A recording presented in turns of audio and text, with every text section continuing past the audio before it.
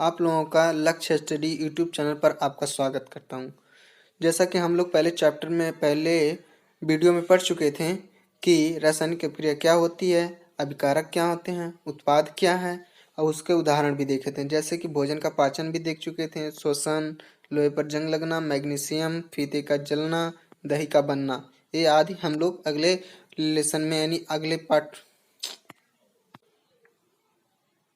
इस वीडियो में बता दें कि रासायनिक अभिक्रिया के प्रेक्षण यानी रासायनिक अभिक्रिया को दूसरी भाषा में हम कह सकते हैं रासायनिक परिवर्तन।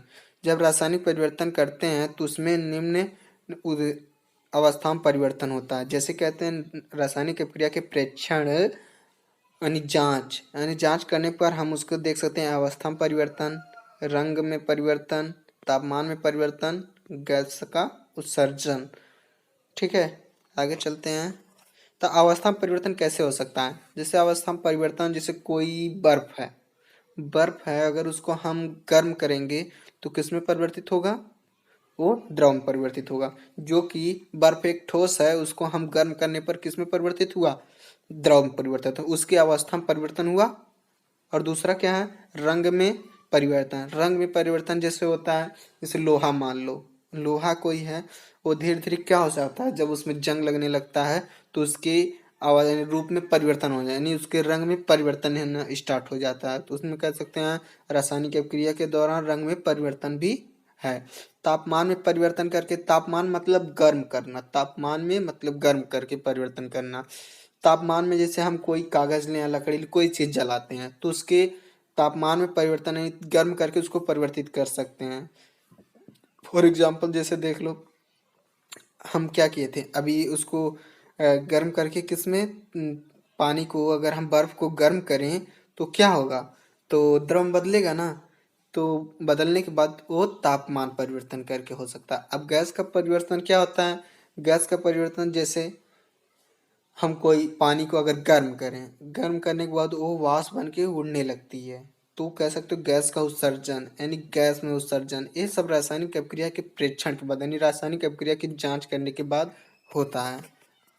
आगे चलें। अगली हेडिंग है कि रासायनिक परिवर्तन को प्रदर्शित करना। रासायनिक परिवर्तन जब होता है उसको हम प्रदर्शित किस तरह कर सकते हैं? या तो हम सूत्र द्वारा प्रदर्शित करते हैं, या तो हम किसी उसका नाम लिखकर प्रदर्शित करते हैं। जैसा कि for example zinc plus sulphuric अम्ल लेते हैं, यानी ये अपकारक है। जो हम एरो के पहले होता है, एरो एक रासायनिक परिवर्तन कर रहा है, एरो के पहले जो होता है वो अभिकारक होता है। अभिकारक जो उसमें भाग लेते हैं उससे अभिकारक कहते हैं ना, जो रासायनिक अभिक्रिया में भाग लेते हैं अभिकारक हो गए। अभिकारक होने के बाद वो क्या किया? रासायनिक अभिक्रिया किया। रासायनिक अभिक्रिया का मतलब करके वो क्या बनाया? Zinc sulphate plus hydrogen gas. Hydrogen gas यानी H2O इसको बोलते हैं। ठीक ना? तो इसको हम इस तरह भी दर्शा सकते हैं। दूसरा हम देख सकते हैं किस तरह इसको हम दर्शा सकते हैं। मान लेते हैं, इधर देखो जो गाइस, इसमें Zn प्लस H2SO4 है। जैसे left hand side right hand side हमारा उत्पाद होता है, तो रासायनिक समीकरण इसको हम करके दर्शा सकते हैं, या हम उनका सूत्र लिखकर दर्शा सकते हैं। जैसे Zn का क्या हुआ? Zn प्लस H2SO4 यानी सल्फ्यूरिक का सूत्र हुआ। फिर उसके बाद एरो, एरो मतलब वो क्या हो? रासायनिक अभिक्रिया कर रहा है, यानी रासायनिक परिवर्तन जब होने के बाद। फिर अभिकारक राइट हैंड साइड में, तो ZnSO4 प्लस H2O। ठीक ना? ये हमारा क्या उत्पाद प्राप्त हुआ। ये क्या हो रहा है? ये हम रासायनिक अभिक्रिया को किस तरह निरूपित कर सकते हैं? रासायनिक परिवर्तन को प्रदर्शित कर सकते हैं, यानी ये सूत्रों द्वारा हम प्रदर्शित करना होता है। ठीक ना? आगे वीडियो पे चलते हैं। अब आता है रासायनिक समीकरण। रासायनिक समीकरण क्या होता है? रासायनिक समीकरण क्या होता है? रासायनिक समीकरण, ठीक ना? रासायनिक समीकरण कह रहा रासायनिक अभिक्रिया, रासायनिक अभिक्रिया यानी समीकरण द्वारा निरूपित किया जा यानी की जाती है। ठीक ना? रासायनिक के समीकरण में तत्वों के प्रतीक या अभिकारक और उत्पादों के रासायनिक सूत्र उनके भौतिक अवस्था के साथ लिखे जाते हैं। जैसे कह सकते हैं हम, जैसे कह सकते हैं, जैसा कि मैं आप लोगों को समझा सकता हूँ कि रासायनिक अभिक्रिया जो रासायनिक अपक्रिया यानी रासायनिक परिवर्तन, रासायनिक समीकरण जो Zn+H2SO4 हम लोग देखे थे, यानी रासायनिक समीकरण उसको कह सकते हैं, द्वारा निरूपित की जाती है। रासायनिक समीकरण यानी तत्वों का प्रतीक या अभिकारक और उत्पादों के रासायनिक सूत्र उनकी भौतिक अवस्था के साथ लिखे जाते हैं। उनकी भौतिक अवस्था यानी मान लेते हैं हम वो क्या है, सॉलिड है, कोई सॉलिड है, ठीक ना, सॉलिड है, कोई सॉलिड है, तो सॉलिड मतलब ठोस होती है, तो उसकी जो मतलब मान लेते हैं बर्फ क्या है, बर्फ ठोस है, उसको जब हम गर्म करेंगे तभी तो जाके वो क्या होगा, पानी में बदलेगा, तो पानी लिक्विड हो गया, क्या हो गया, लिक्विड, ठीक ना, तो लिक्विड हो गया यानी पानी। जब हम पहले तो बर्फ ठोस ही था ना, तो ठोस था, तो उसको हम क्या किए, कन्वर्ट किए पानी में गर्म करने पर, तो लिक्विड में हो गया। तो इसीलिए कह रहा है कि भौतिक अवस्था के साथ भी लिखे जाते हैं, ठीक है। आगे चलते हैं। रासायनिक अपक्रिया में आवश्यक परिस्थिति जैसे ताप मतलब वही अभी बताया ना, गर्म करना, दाब मतलब प्रेशर देकर, उत्प्रेरक मतलब जो उत्पन्न होते हैं आदि को तीर के निशान के ऊपर या नीचे दर्शाया जाता है।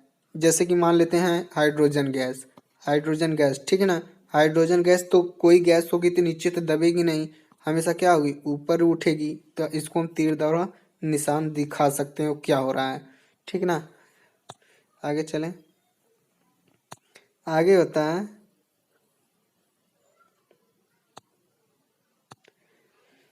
रासायनिक अपक्रिया को संतुलित करना। रासायनिक अपक्रिया को क्या करना, रासायनिक अपक्रिया को संतुलित करना। द्रव्यमान संरक्षण का नियम किसी भी रासायनिक अपक्रिया में द्रव्यमान का ना तो निर्माण होता है ना ही विनाश होता है। देखो गाइस आगे क्या होता है, द्रव्यमान संरक्षण का नियम में क्या कहते हैं, किसी भी रासायनिक अपक्रिया में द्रव्यमान का ना तो कोई निर्माण होता है ना ही विनाश होता है। जैसे मान लेते हैं H2, द्रव्यमान मतलब इसका कुछ भार हो प्लस जिंक Zn, ठीक ना, क्या हो, Z हो। रासायनिक अपक्रिया के पहले अभिकारक क्या हो, सॉरी